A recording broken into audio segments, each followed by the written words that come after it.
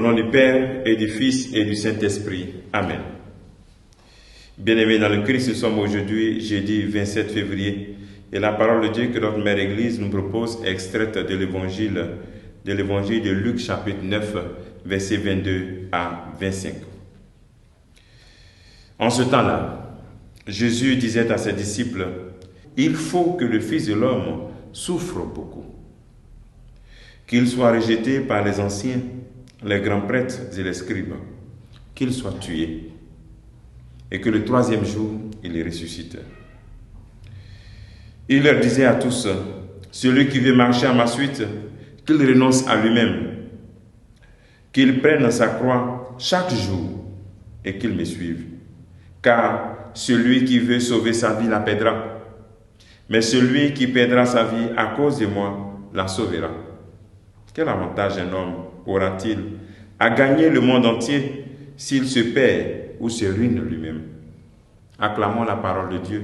Louange à toi, Seigneur Jésus-Christ. Bien-aimé dans le Christ, le Seigneur nous pose cette question. À quoi bon gagner le monde si je viens à perdre ma vie? Il est bon de se poser cette question en ce deuxième jour de notre temps de carême. Mes actions d'aujourd'hui, combien parmi ces actions serviront à gagner soit le monde ou à gagner la vie éternelle?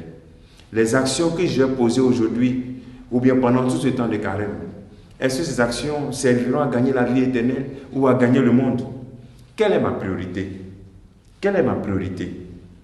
Rappelez-vous que le Seigneur avait demandé à ses disciples avant ce passage, « Que dites-vous que je suis ?» Maintenant, il annonce sa passion, mort et résurrection. Et en annonçant cette passion, mort et résurrection, il les invite à prendre leur croix pour marcher à sa suite. Prendre sa croix pour marcher à la suite du Seigneur, c'est faire l'option de faire de chacune de mes actions, de chaque journée, une possibilité de gagner la vie éternelle.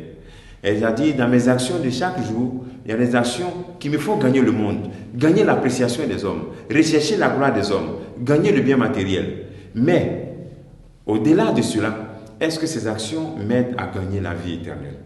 Voici la question profonde. La question, pour le dire, qui doit être en dessous et qui accompagne toutes nos actions, de telle sorte que nous puissions prendre nos croix. Le deuxième moment, c'est la capacité de renoncer à tout ce qui nous éloigne du Seigneur. La condition pour suivre le Christ, c'est de prendre la croix, c'est de renoncer à soi-même. Aujourd'hui, tu peux renoncer à ton orgueil. Tu peux renoncer à ta décision de ne plus demander pardon à telle personne qui t'a fait autant de fois de mal. Tu dois renoncer à cette décision. Il faut que tu ailles lui demander pardon. Ne pas avoir peur. Ne pas avoir peur de donner toute ta vie au Seigneur. Parce que beaucoup d'entre nous ont peur de cela. Je ne veux pas donner tout. Il faut des réservations. Il faut renoncer à toutes ces réservations et donner toute ta vie réellement au Seigneur. C'est ce sens que nous avons dans le temps de carême. Le temps de carême n'est pas une pause spirituelle. Il n'est pas une pause spirituelle pour dire que je réalise des bonnes actions et quand on chante « Victoire, c'est fini, je reviens à ma vie ancienne ». Non, c'est un temps où je monte vers le Seigneur. Je change quelque chose dans ma vie. Alors, prends une décision ce jour. De quoi dois-je renoncer? Qu'est-ce que je dois prendre comme croix aujourd'hui? Qu'est-ce que je dois prendre comme croix pour marcher à la suite du Christ? Ta croix pourra être ton désir de rester honnête dans ta vie de travail. Ton désir de ne pas te laisser aller par tes collègues, tu pousses à la corruption. Ta croix pourrait être ton désir de décider de demeurer dans une vie de chasteté jusqu'au mariage. Ta croix pourrait être ton désir et ta décision de rester fidèle à ton épouse. Ta croix pourrait être de prendre cette décision de ne plus faire ressortir une parole blessante de ta bouche, mais des paroles de bénédiction, des paroles agréables, des paroles qui sanctifient. Prenons notre croix, c'est-à-dire de marcher résolument à la suite du Christ, de dire « Seigneur, je marche derrière toi ». C'est ce sens des chemins de croix que nous faisons. Si nous à quoi bon faire le chemin de croix si nous ne sommes pas capables de prendre nos croix?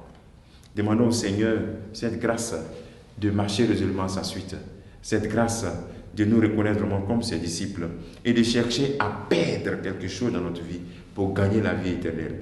Si la graine qui tombe en terre ne meurt jamais, elle ne produit jamais de fruits. S'il n'y a pas quelque chose qui meurt en toi, ta vie ne sera jamais rayonnante. Que cela soit dans ta vie, que le Seigneur nous aide à marcher à sa suite et qu'il te bénisse, qu'il nous bénisse tous en ce jour. Au nom du Père et du Fils et du Saint-Esprit. Amen.